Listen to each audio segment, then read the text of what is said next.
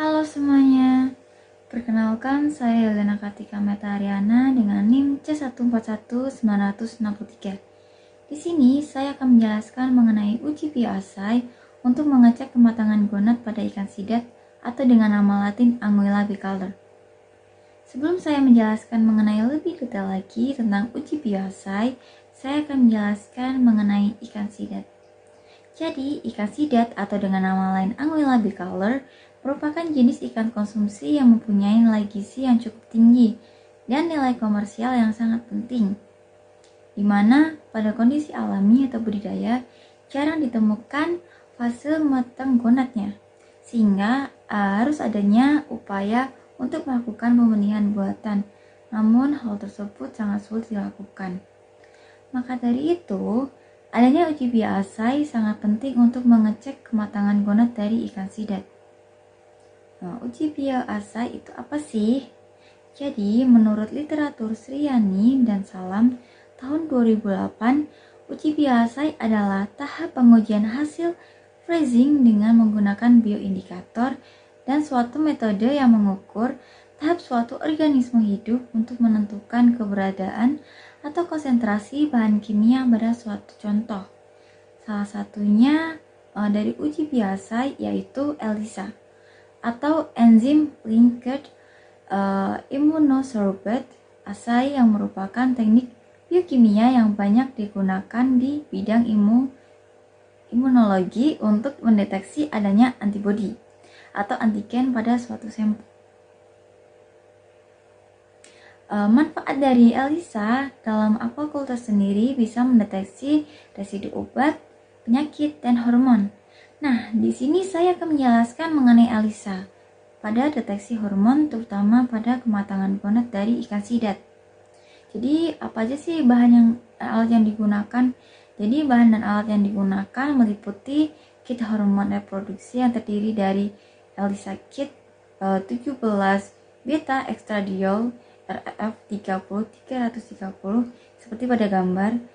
Kemudian progesteron RF 30406 dan testosteron REF 30418 dengan biomarioc INS dari Prancis. Nah, kemudian juga ada pakan ikan yang berupa ikan ucah, akuarium, kesmotrat, dan pompa resirkulasi. Jadi pengukuran kadar hormon steroid menggunakan metode ELISA. Jadi pengukuran kadar hormon steroid ini diperlukan sampel darah dari ikan sidat itu sendiri. Nah, jadi sebelum dilakukan pengambilan sampel darah, ikan sidat harus dibius terlebih dahulu menggunakan eugenol dengan dosis 50 ppm selama 30 menit. Nah, setelah pingsan, ikan diukur bobot dan panjangnya. Kemudian diambil darahnya melalui pembuluh darah kaudal menggunakan spuit berukuran 1 ml. Nah, darah yang diperoleh dimasukkan ke dalam tabung Eppendorf. Kemudian darah dibiarkan membeku pada suhu ruang selama 30 menit. Nah, kemudian darah disimpan selama kurang lebih 12 jam pada suhu 4 derajat Celcius.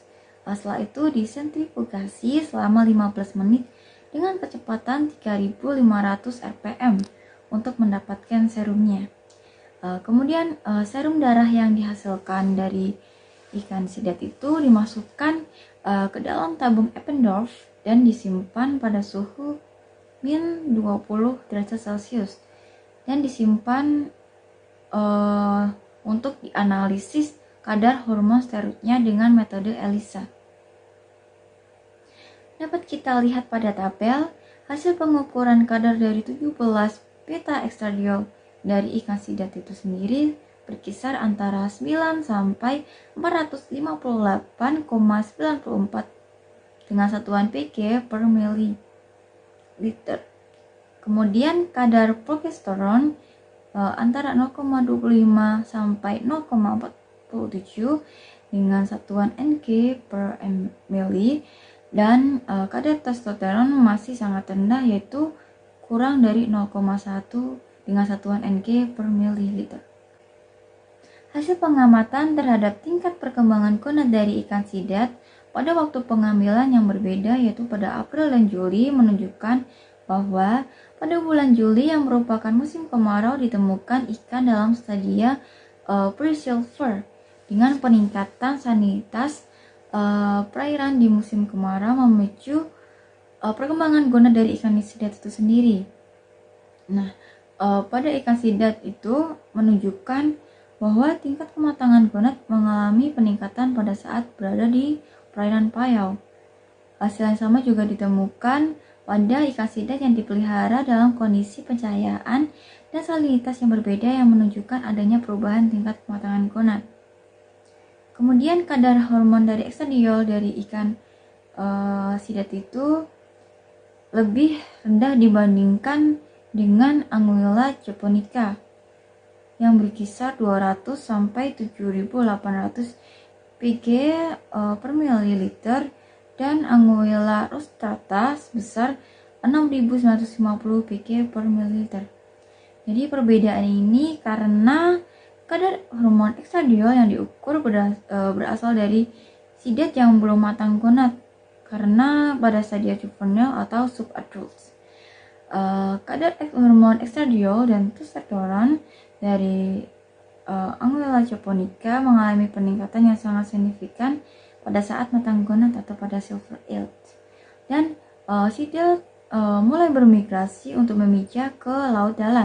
Rendahnya kadar hormon estradiol karena sidat yang diamati masih dalam tahap juvenile sehingga pre-silver, namun pada tahap pre-silver ini terjadi peningkatan kadar hormon yang signifikan dibandingkan stadia juvenile dan subadults.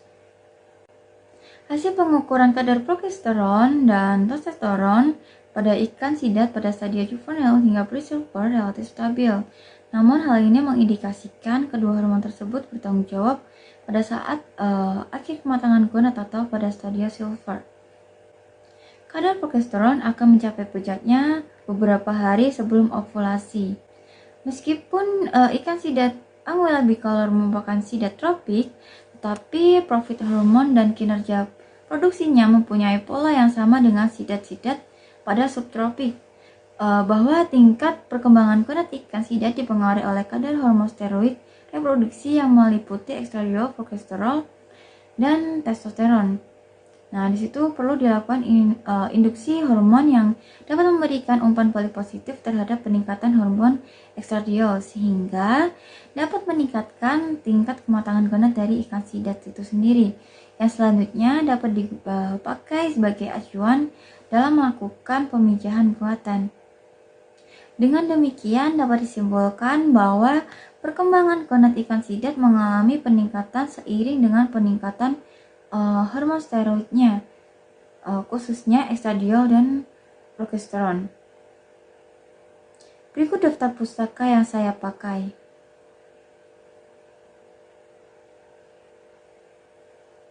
Demikian pemaparan saya mengenai uji biasai untuk mengecek kematangan gonad pada ikan sidat. Saya mohon maaf jika ada salah-salah kata. Sekian dan terima kasih.